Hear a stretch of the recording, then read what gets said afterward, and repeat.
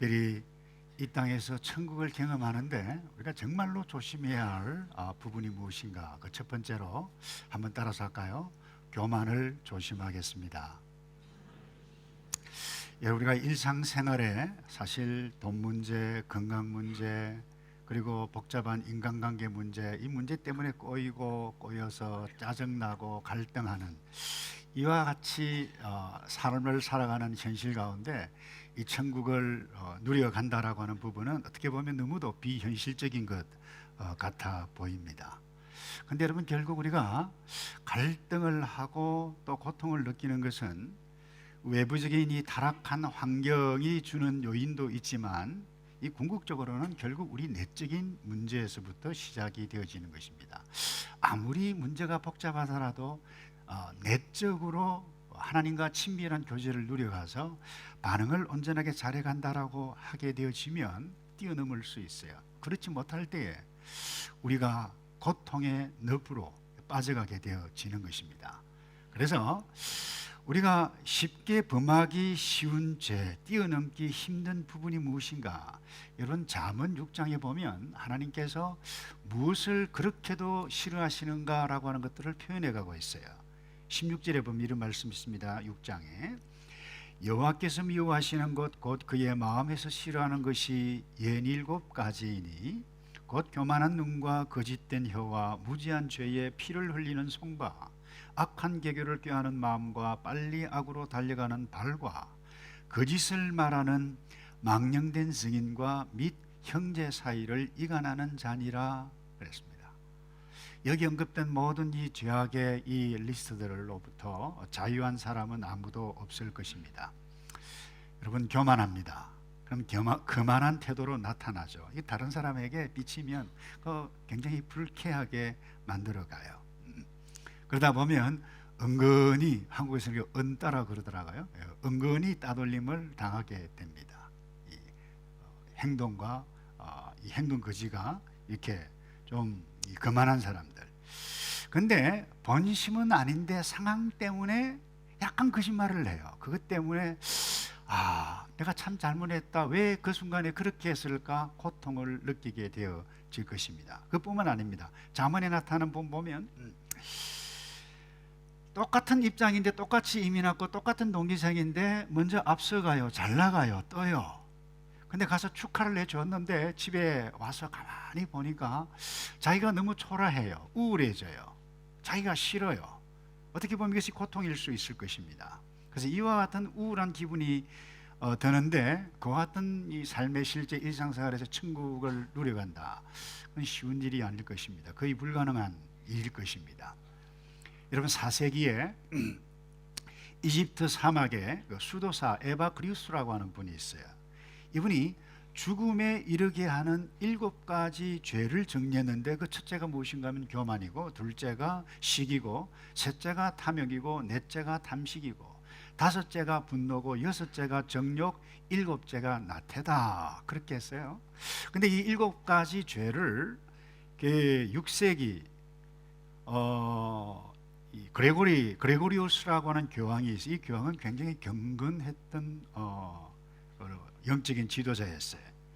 당시 이것을 교회적으로 이 죽음에 이르는 이 7가지 죄를 뇌죄라 규정을 하고 공식적인 교리로 만들어서 어떻게 하면 성도들을 온전하게 훈련시킬까 해서 경건 훈련을 하도록 했던 어제의 아름다운 신앙의 선배들의 역사가 있어요.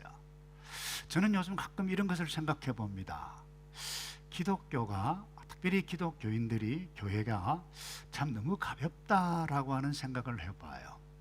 찬송도 하고 전도도 하고 활동도 하고 열심히 합니다마는 너무 우리의 이적인 필요에 민감하다 보니까 거기에 맞으면 할렐루야 찬양하는데 조금 틀리면 그냥 견디지를 못해요.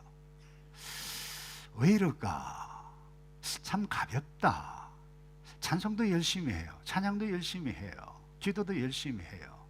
그런데 삶에 내가 기대하지 않았던 그 어떤 조금만 나타나면 이게 하나님을 섬기는 사람인지 아닌지 구분하기 힘들 정도로 이렇게 좀 표현이 용서하십시오만은 좀 천박한 모습으로 추락하는, 서양도 그렇고 한국도 그렇고 저와 여러분의 모습이 되어져 가는 것 같아서 정말 안타까운 마음들이 조금 있어요. 그래서 이와 같은 부분, 어떤 상황 가운데서라도 우리가 하나님의 나라 질서, 우리 이미 신앙 기본 시리즈를 통해서 우리가 어떤 존재인지를 나누어 갔는데, 하나님, 우리가 이 땅에서부터 천국 백성으로 누려갈 수 있으면 좋지 않겠습니까?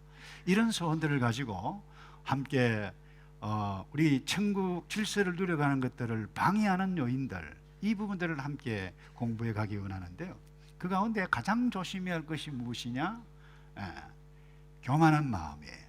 오늘 본문에 성전에서 두 사람이 기도하러 갔죠. 예수님께서 비유로 이 제자들과 모여있는 사람들에게 가르치기 위해서 하셨던 이야기이지만 그 당시 실제적으로 일어났던 일들 가운데 하나를 예로 들어서 말씀하신 것인데, 성전에 바리새인도 기도하러 갔고 세리도 기도하러 간 것을 두고 바리새인이 실제와 달리 교만한 마음의 상태를 어떻게 드러내고 있는지를 보여주는 것이 오늘 저와 여러분이 읽은 이 말씀이에요.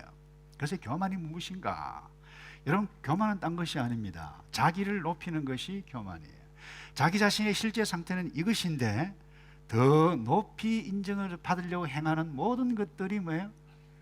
교만한 것인데, 그것이 마음속으로부터 나타난다라고 하는 부분이죠. 그래서 예수님께서 9절에 또 자기를 의롭다 믿고 다른 사람을 멸시하는 자들에게 이 비유로 말씀하시되, 이 말은 예수님은 자기는 어렵다고 생각하는데 예수님은 어렵지 않다라고 하는 부분이죠. 근데 자기가 어렵지 않은데 어렵다고 여기고 그렇게 드러내는 거, 이게 교만이다라고 하는 부분입니다. 사실 이 교만의 문제로부터 이 자유할 수 있는 사람은 저를 포함해서 아무도 없을 것입니다. 자기 자신을 높이고자 원하는 마음들이 다 있어요. 특별히 일반적으로 그래요. 좀 가진 사람이 조금 이 교만한 마음을 구체적으로 드러낼 수 있는 가능성이 많이 있어요. 예를 들면 재물이라든지 지식이라든지 경험이 많다든지 나이도 포함이 되어져요. 실력이 있다든지 거기다가 권력까지 있다. 또 어떤 분의 경험이 굉장히 많다. 그러면 그렇지 못한 다른 사람들을 우습게 여기는 경향들이 있는 것이 사실입니다. 근데 역으로 그렇다고 해서 객관적으로 좀 가진 것이 덜하고 지식이 좀 덜하고 그 다음에 능력도 없고 뭐 권력도 좀 없다라고 하는 사람은 그러면 겸손한가? 꼭 그렇지는 않다는 것입니다. 여러분, 그들 역시 가진 자에 대해서, 무엇을 많이 알고 있는 사람에 대해서, 잘 나가는 사람에 대해서 뭐예요? 못마땅하게 여기는 마음들이 우리 가운데 다 있어요. 그래서 오히려 무시하려고 그래요. 오히려 더 많이 우습게 여기는 경향이 있을 수 있다는 거예요. 이거 보면 그러니까 가진 자나 가지지 못한 자나, 물질이든 지식이든 경험이든 모든 것이든 권력이든 매 한 가지라고 하는 부분.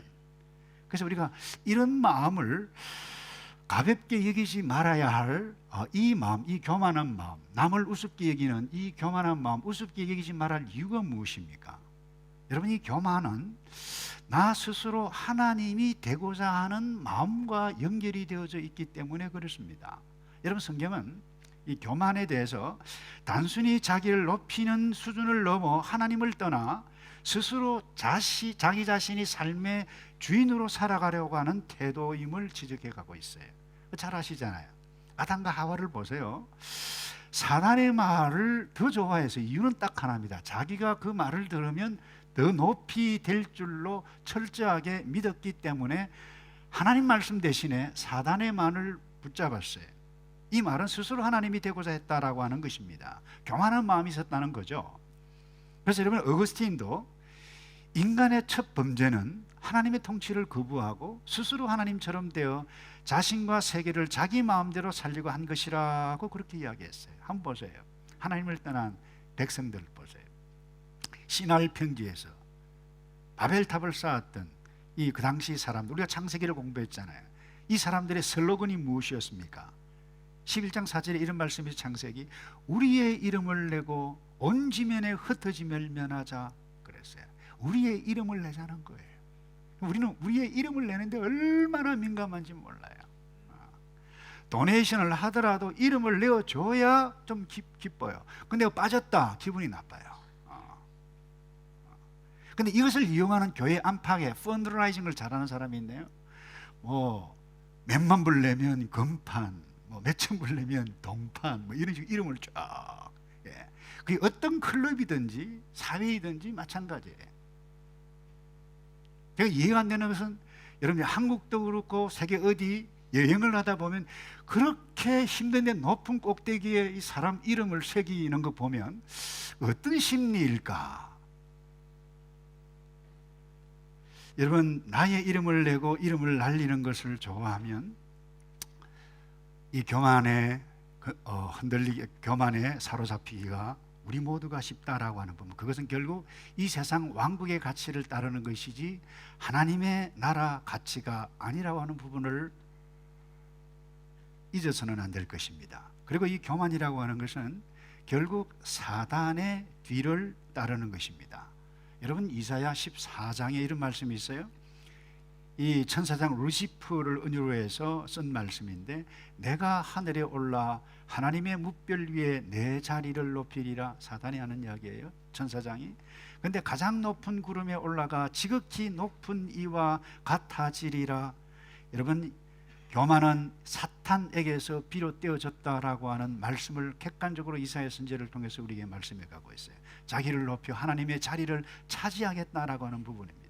그 온 세상을 다스리려고 하다가 하나님께 쫓겨나서 이 천사장과 그 쫄개들이 사단의 그룹으로, 하나님을 대적하는 그룹으로 떨어졌다라고 하는 부분. 그래서 교만이 이렇게 무섭기 때문에 6세기 이 그레고리는 교만을 7가지 죄 중에 가장 큰 죄일 뿐만 아니라, 하나가 아니라 다른 7대죄의 뿌리라, 그렇게 이야기를 했어요.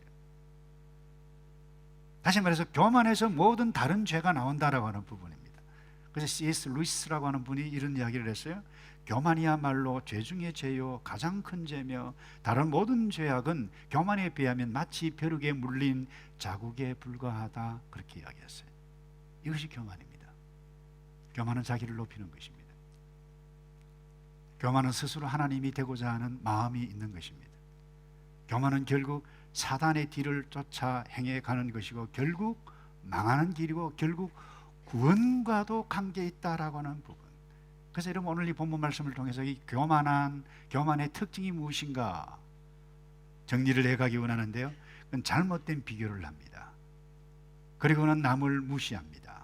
11절에 이런 말씀이 있죠. 바리새인은 스스로 따로 기도하여 가로되, 하나님이여, 나는 다른 사람들 곧 토색, 불의, 간음하는 자들과 같지 아니하고. 이 세리와 비교할 뿐만 아니라 아주 보통 사람이 생각하기도 힘든 그와 같은 극단적인 죄를 들고 나는 다른 사람들 곧 토색하고 빼앗고 불의를 하고 간음하는 자들과 같지 않고 이 세리와도 같지 아니함을 감사하나이다. 바리새인의 비교 대상은 그야말로 그 당시 불경건하다고 사회적으로 인식을 받았던 이 세리와 비교를 하면서 자기는 다르다는 거예요. 은근히 남을 무시한다라고 하는 부분이죠. 나는 당신보다 나아. 김 집사, 아무리 그래도 너는 내보다 한 수 아래야. 뭐 쉽게 이야기하면 이런 이야기예요. 이런 우울을 가지는 거예요. 그것도요, 무엇하는 과정이 있습니까? 기도해가는 과정. 기도는 무엇입니까? 하나님 앞에 자기를 내어놓고 하나님과 친밀한 교제를 누릴 뿐만 아니라 자기 자신을 돌아보고 선하고 기뻐하신 하나님의 뜻을 발견하는 거룩한 소중한 종교적인 행위이고 하나님께로 나아가는 놀라운 은혜의 도구인데, 우리가 마음 한번 딱 잘못 먹으면 이것이 뭐가 됩니까? 흉측한 무기가 될 수가 있는 것입니다. 모든 신앙행위, 영적 활동도 마찬가지입니다. 그래서 우리가 마음 한번 잘못 먹으면 자기 자신을 드러내는 너무나도 위험한 도구로 전락해 갈 수 있다는 것입니다. 난 새벽기도 해. 그것도 매일 해. 근데 넌 가끔 한 번씩 나오잖아. 그러니까 새벽기도 하지 않는 당신보다 나는 우월해. 뭐 이런 생각을 하는 사람이 그렇게 많지는 않겠죠. 근데 혹시라도 하게 되어진다라고 하면 조심해야 할 부분이 여기에 있다라고 하는 부분입니다. 여러분, 이 기도뿐만 아닙니다. 구제를 하든 봉사를 하든 모든 행위는 하나님께서 주신 은혜의 선물이라고 믿는 것이 성도의 기본입니다. 하나님의 나라를 아는 사람의 기본이에요. 이것은 비교하는 것이 되지 못한다라고 하는 부분입니다. 근데 만약에 말이죠, 하루에 4시간씩 새벽에 나와서 기도하는 사람이 딱 등장한다. 나는 매일 참석하는데, 어떻게 하시겠어요?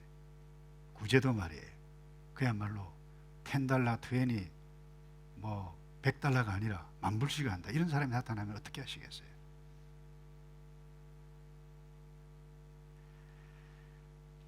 그래서 오히려 정말로 하나님을 아는, 이 땅에서 천국을 사모해 가고 이 땅에서부터 하나님의 나라 질서를 경험하기 원하는 사람은 참 기도하지 않는 형제 자매들을 대신해서 내가 더 기도를 열심히 해야 되겠다, 주님 내가 더 겸손해야 되겠다, 이와 같은 마음들이 있어야 되지, 요즘 이 성도들이 영적으로 너무 게을러, 이런 비교를 하면서 하다 보면 은근히 자기 자신도 모르는 사이에 뭐예요? 이 우울감이 나타나요.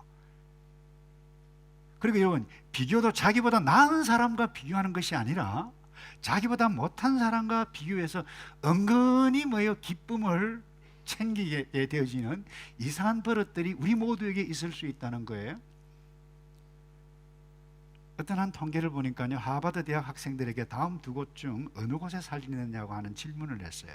첫째는 당신이 1년에 평균 $50,000를 벌고 다른 사람은 평균 $25,000를 버는 세상.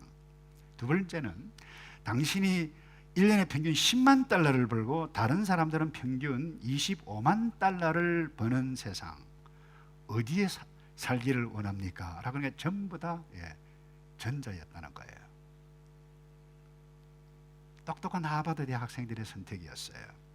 절대 소득이 적더라도 주변 사람들보다 더 버는 쪽을 택한 똑똑한 하버드 대학 학생들의 그 이유가 무엇입니까? 상대보다 더 누리는, 비교를 하여 행복을 느끼는 우리의 연약한 심성을 그대로 드러내고 있는 것 아닐까요? 다시 말해서 자기 자신의 절대 소득이 아닙니다. 다른 사람과 비교하는 상대 소득에 더 뭐예요? 우리 모두는 신경을 쓴다는 거예요. 여러분 아시잖아요, 올림픽 경기에서 동메달리스트가 동메달을 딴 사람이 은메달 딴 사람보다 훨씬 더 기뻐하고 환희에 넘치고 행복해 한다고요. 그 왠가 하면 이 은메달은 땄는데 내가 조금만 더 했으면 내가 금메달 1등을 할 텐데, 이것 때문에 뭐예요? 은해피하다는 거예요. 행복하지 못하다는 거예요.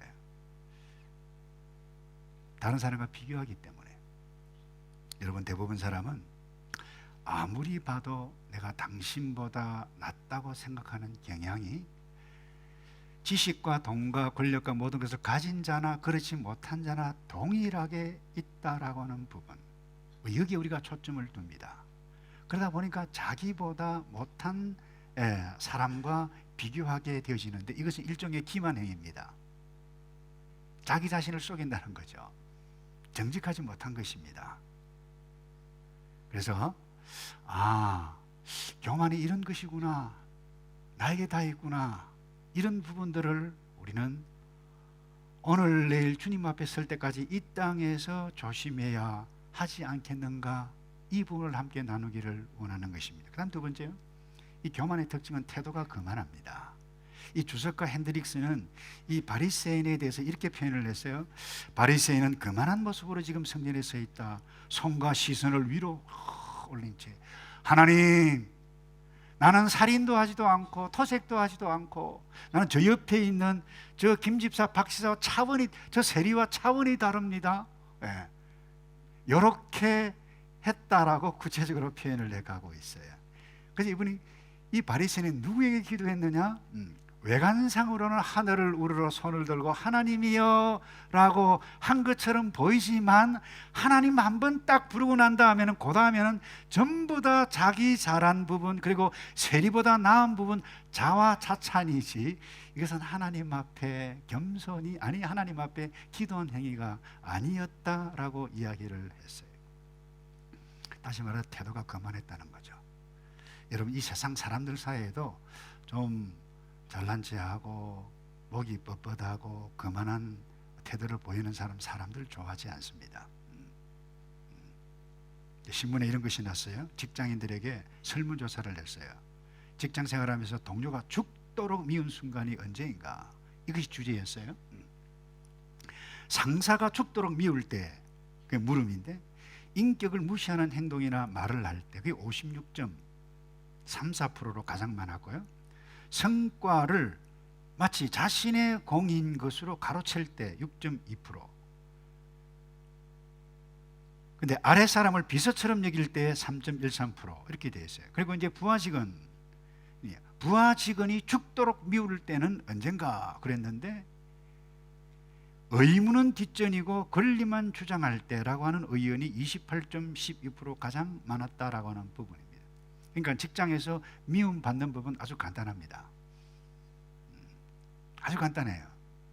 자신이 잘났고 자기가 하지 않았는데도 챙기고 자기가 모든 것을 다 했다라고 생각하고 다른 사람 무시해가고 그만한 행할 때 바로 그때라고 하는 부분입니다. 근데 중요한 것은 사람만 싫어할 뿐만이 아니에요.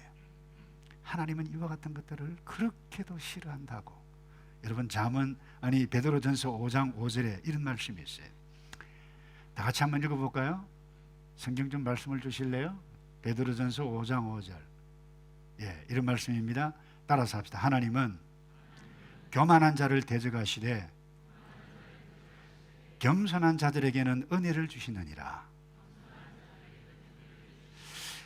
교만한 자를 대적한다, 이 이야기는 무슨 말입니까? 원수다는 거예요. 적이라는 거예요. 하나님을 대적해서 이길 사람이 어디 있을까요? 아무도 없어요. 근데 우리는 나 자신을 높이기를 좋아해요. 모든 사람을 무시하기를 좋아해요. 그래서 자연스럽게 이것은 하나님을 대적하는 행위라고 하는 부분들을 여러분 놓치지 않기를 바랍니다. 그리고는 여러분이 교만한 사람의 특징은 다른 사람을 존중히 여기지 않습니다. 왠가 하면 자기 자신의 판단과 생각이 아무래도 옳다, 누가 뭐라 하더라도 내가 도덕적이고 윤리적이라고 생각하기 때문에 다른 사람의 견해 듣지만 듣지 않아요. 필요를 느끼지 않는다라고 하는 부분입니다. 그래서 이것은 일종의 도덕적인 우월의식을 가지기 때문에 자연스럽게 말은 안 하는데 다른 사람을 무시하고 멸시하게 되신다라고 하는 부분. 그 예수님께서 이 바리새인들을 신랄하게 비판한 이유가 어디에 있습니까? 바로 여기에 있어요. 자기 자신들에게 율법적인 태도, 자기 자신들이 취하는 이 모든 삶의 양식은 옳고 다른 사람들은 다 불경건하고 틀렸다라고 하는 부분입니다. 그러니까 자기가 신분이 보통 신분이 아니다, 우리는 우월한 신분이다라고 신분 자체를 구분하게 되어져요. 우리는 다른 레벨이다라고 하는 부분입니다. 저 아래 것들이다 이렇게 생각을 합니다. 다른 사람들은. 그러니까 다른 사람들을 존중히 여기지 않아요. 그래서 이 파리사이라고 하는 이 원래 원의 의미는 이 분리한다. 뭔가 하면 우리는 악과 분리하고 하나님께서 싫어하시는 것으로부터 분리한다. 굉장히 좋은 의도에서 시작된 것이 바리새파 운동이었어요. 근데 이것이 세월이 가다 보니까 우리가 건강하고 우리가 경건하고 우리가 정말 하나님 앞에 경건한 존재 신분에 있는 사람들이다 고착화되어 가기 시작한 것입니다. 다른 사람들을 룩다운 무시한다라고 하는 부분입니다. 그래서 악한 영향력을 끼치게 되어진 것을 예수님께서 정확하게 보고 화 있을진저 그래서 너희들은 회칠한 무덤이고 너희 자신들을 알지 못한다. 다른 사람을 무시하는 일들을 그만둬라. 이런 메시지 아니겠어요? 출시 성분이 다르다라고 하는 부분입니다. 제가 약 2주 전에 신문을 읽다가 제가 스크랩을 한 것이 있어요. 델타 항공 비행기 내에 응급 환자가 발생했어요. 기내 방송에 막 나왔어요. 이 의사가 있느냐고. 근데 이 의사가 손을 들었어요. 이 여자 자매 여사였어요. 그 휴스턴 얼린턴 존슨 병원에서 4년차 산부인과로 근무하는 레지던트였는데 흑인이었어요. 카미카 크로스 박사였는데 손을 딱 댔는데 이 지나가는 성무원이 당신하고 지금 이야기할 시간이 없다고, 나 바쁜 사람이라고. 그 순간 굉장히 당황을 했어요. 그리고 다시 이제 성문 누르는 버튼을 딱 눌렀어요. 왔어요. 내가 의사라고. 누가 아프냐고. 그런데 이 성문이 한다는 이야기가 의사 면허증이 있냐고, 어디서 근무하냐고, 전공이 뭐냐고, 왜 지금 디트로이트로 가고 있습니까? 라고 하고 있을 때에 백인 남자가 와서 내가 의사라고 할 때 그러냐고 묻지도 아니하고 공손하게.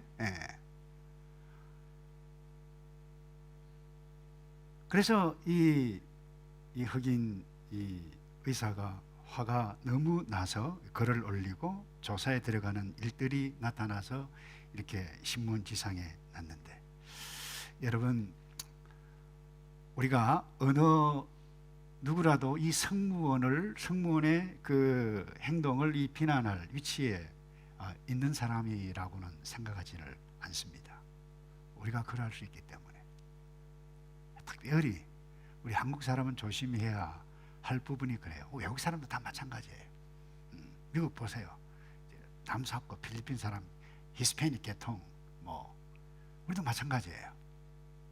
한국 사람은 사람인데 다른 나라 사람들은 사람 대신에 딱 한자 쓰잖아요. 조사를. 여러분, 우리가 이와 같은 마음들을 우리의 실생활 가운데 나 자신도 모르게 나의 삶 한복판에 들어와 있다라고 하는 부분들을 인식하지 아니하면 우리 스스로 우리의 삶을 지옥으로 만들어가고 있는 장본인은 나 자신이다라고 하는 부분들을 놓쳐서는 안 될 것입니다. 그런데 이 교만의 결과가 무엇입니까? 예수님은 간단하게 오늘 말씀에서 표현했지만은 굉장히 두려울 정도의 수준입니다. 14절을 볼까요?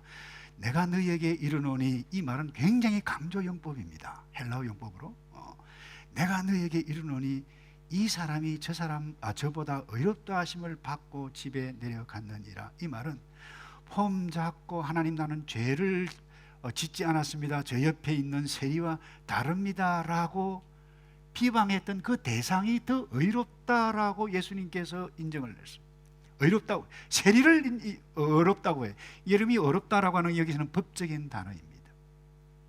하나님께서 법적으로 객관적으로 너는 너의 죄를 하나님 앞에 회개했기 때문에 그 죄가 동의서에서 먼 것처럼 완전히 깨끗함을 받았느니라 라고 했던 단어가 의롭다라고 하는 본문에 나타나는 단어입니다. 그런데 이 바리새인은 어렵지 못하다라고 하는 부분이에요. 무서운 말씀입니다. 근데 모르긴 하더라도 이 바리새인은 성전에서 기도를 마치고 갈 때 기분이 너무 좋았을 것입니다. 집사님 할렐루야, 할렐루야, 예수 믿으세요? 아마 그렇게 영성이 철철철철 은혜가 넘쳐나서 그렇게 했을 가능성이 굉장히 높지 않았겠는가 생각해 보았어요. 예수님은 명확하게 평가하셨어요. 너 성전에 왔다? 너는 그냥 내려갔다. 너는 교회에 왔다? 너는 그냥 갔다. 근데 세리는 성전에 왔다, 하나님을 만났어요. 구원을 만났어요. 의롭다함을 만났어요. 이게 구원이에요. 그래서 교만은, 여러분, 교만의 결과가 뭐냐? 하나님께 인정받지 못합니다. 그래서 하나님을 떠나게 하는 행위가 교만이라고 하는 부분. 그래서 여러분, 잠언 16장 5절에 이런 말씀이 있네요. 무릇 마음이 교만한 자를 여호와께서 어떻게 하신다고요? 미워하시나니 피차 손을 잡을지라도 벌을 면하지 못하리라. 한번 보세요. 신할 평기에서 바벨탑을 쌓았던 그 교만했던 그 당시의 사람들이 어떻게 했었습니까? 언어가 달라졌어요. 혼란이 일어났어요. 비극이 일어났어요. 흩어졌어요. 그래서 여러분, 교만하면 이 땅에서 외롭게 살 수 있습니다. 이 땅에서도. 그래서 저와 여러분이 이 교만한 죄에서 돌아서지 아니하면 처절한 불행이 이 땅에서만이 아니라 하나님께 인정받지 못해서 하나님의 나라와 관계없는 사람일 수 있다. 그래서 우리 과거에 중세 시대입니다마는 수도사들, 이 교만은 사망에 이르는 7가지 죄 가운데 모든 뿌리가 교만이다. 그러니 조심하자. 그래서 날마다 이 교만을 여러분 우리는 대적해 가는 거룩한 성도여야 할 줄로 믿습니다. 이제 말씀을 한 번 더 정리해가고 마지막을 향해서 달려가기 원하는데요, 우리 교만을 피해야 돼요. 한번 따라서 합시다. 교만을 피하겠습니다. 여러분, 교만을 피하려면 어떻게 해야 되죠? 우리 비교 대상을 이 땅에 있는 그 어떤 사람으로 비교해서는 안 돼요. 하나님 앞에 자기 자신을 두어야 돼요. 왠가 하면 내가 사람 앞에 서면 내가 좀 잘났다고 착각할 수 있어요. 그러나 하나님 앞에 설 때에 내가 누구인지를 정확하게 명확하게 알 수 있는 유일한 근거가 되기 때문에, 여러분, 사람 앞에서 살다 보면 자기를 높이기 위해서 원래의 얼굴을 감추기를 잘합니다. 우리 모두가 다 마찬가지예요. 화장하는 수준을 넘어서 분장을 합니다. 분장이 아닙니다. 위장을 합니다. 따라서 여러분, 하나님 앞에 자기 자신의 실상을 바로 보는 것은, 다시 말해서 교만을 제거할 수 있는 첫걸음이 뭔가 하면 날마다 하나님 앞에 서는 거예요. 그래서 아침 시작할 때 주님, 오늘도 교만한 마음 제하여 주시옵소서. 그리고 자기 전 침대에서 주님, 내가 오늘 어떻게 살았습니까? 하나님 앞에 자신을 돌아보는 훈련을 하고 또 하고 하지 아니하면 결코 우리는 이 교만병으로부터 자유할 수 없어요. 그러나 하나님 앞에 딱 서면 어떤 일이 일어납니까? 여러분, 이사야 선지자 경건했어요. 그러나 하나님의 임재 앞에 성전에 들어갔을 때 하나님의 임재를 보는 그 순간에 화로다, 내가 망하게 되었도다, 죽게 되었도다, 엎드려서. 여러분, 베드로를 기억하나요? 만선의 기쁨을 얻었어요. 다른 사람들은 물고기가 많아서 어쩔 줄 몰라 했을 때 그분이 하나님이라고 하는 것을 인식하고 무릎을 꿇고 주여 죄인으로소이다 나를 떠나소서, 베드로의 고백이. 그래서 우리는 여러분, 하나님 앞에 서지 아니하면 이 교만, 떠나기 힘든 이 교만병으로부터 제거받을 수가 없어요. 그래서 오늘도 내일도 이 훈련을 해야 돼요. 주님, 오늘 교만한 하루가 되지 않도록, 또 자기 전에 침대에서 이 돌아보는 그와 같은 훈련들을 함께 해 가시기를 주님의 이름으로 축복합니다. 그 다음에요, 마지막으로 공동체에 속해서, 여러분, 공동체 삶을 통해서 훈련을 받아야 돼요. 여러분, 공동체에 속한다라고 하는 부분은 나만의 방식을 고집하는 것이 아니라 공동체가 추구하는 가치와 비전과 그 양식에 그것을 자기의 것으로 삼아서 그 공동체에 속한다라고 하는 의미입니다. 그래서 이런 의미에서 공동체가 너무나도 중요해요. 그래서 여러분, 공동체 생활에는 반드시 규율이 있고 질서가 있어요. 그 속하는 모든 사람들은 그 질서와 규칙에 순종해가고, 여러분, 이 순종이 필수예요. 특별히 과거에 수도사 생활, 공동체 생활할 때는 이런 규칙이 모든 사람이 순종하는 것은, 그것도 겸손하게 순종하는 것이 철칙이었어요. 그래서 5세기 수도사였던 베네딕트라고 하는 분은 순종과 겸손, 이 부분을 철저하게 강조했는데, 여러분, 그 공동체 내에 이런 부분이 있어요. 수도 원장의 말까지라도 경청하고 정해진 규율을 따라 육체 노동하고 독서하고 기도는 결코 빠뜨려서는 안 된다. 그래서 한 친구가 이 수도원을 방문했는데 저와 통화를 하면서 일가를 보고 기절할 뻔했다고 그래요. 잠은 일찍 자요. 근데 12시 되면 일어나야 된다고 그래요. 그 수도원에. 그리고 기도를 해요. 그리고 또 자요. 3시 되면 또 깨운다고 그래요. 그래서 그럼 잠은 언제 자냐? 그만큼 뭐야? 우리의 그 육신의 잘못된 것들을 절제하고 훈련하기 위해서 수도원, 과거의 신앙의 선배들 그렇게 해가고 오늘날도 그렇게 해가는 수도원 생활을 하고 있는 사람들이 있어요. 이렇지 않으면 수도원 생활이 불가능했기 때문에. 그래서 저는 개인적으로 오늘날 그리스도인이 이 공동체 훈련을 할 수 있는 훈련의 최적의 장소가 어디인가? 저는 목장이라고 생각합니다. 교회입니다. 그래서 여러분, 교회에 속한다. 교회는 공동체입니다. 교회에 속한다라고 하는 것은 단순히 내가 주일 낮 예배 참석하고 땡이다, 이와 같은 수준을 뛰어넘는 것입니다. 여러분, 성도는 교회 공동체 통해서 자기 안에서의 삶에서 우리 안으로의 삶으로 들어가는 것입니다. 그래서 여러분, 교회와 목장은 여러분 들어가면 여러분 당황할 일들이 굉장히 많이 만날 것입니다. 매일 만날 것입니다. 그이는 나이가 다릅니다. 지식의 수준이 다릅니다.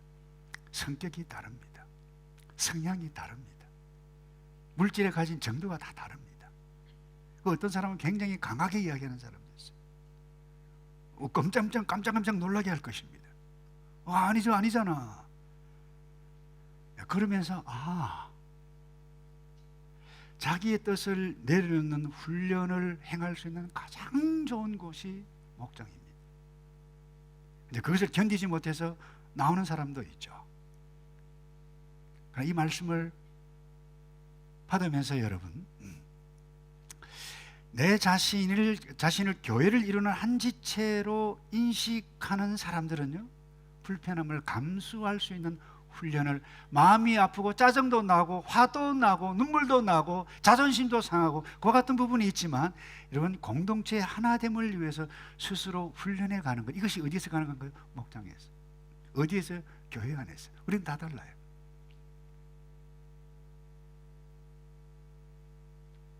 이것이 훈련이라고 하는 부분입니다. 그럴 때 여러분, 서로 순종하고 아름다운 미덕, 하나님의 나라 질서를 이루어갈 수 있는 복이 우리가 경험하게 되어질 텐데, 사랑하는 성도 여러분, 이제 말씀을 맺습니다.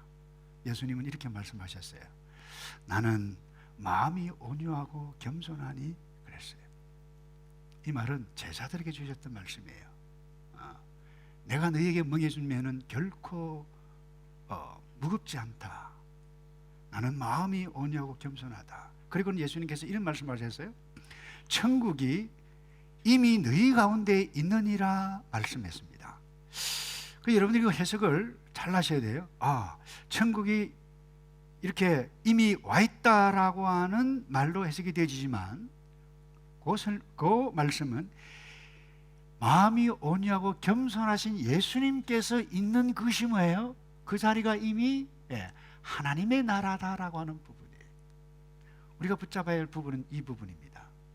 내가 마음이 온유하고 겸손하신 예수님 따라서 내가 또 하나의 작은 마음이 온유하고 겸손한 삶을 따라가게 되어질 그때에 하나님의 나라 천국을 이 땅에서, 우리의 가정에서, 목장에서 여러분 경험해 갈 수 있는 찬란한 하늘의 빛이, 소망의 빛이 우리에게 임하는 줄로 믿습니다. 그래서 이 빛을 향해서, 주께서 보여주신 그 길을 향해서 달려가는 저와 여러분 되기를 주님의 이름으로 축복합니다.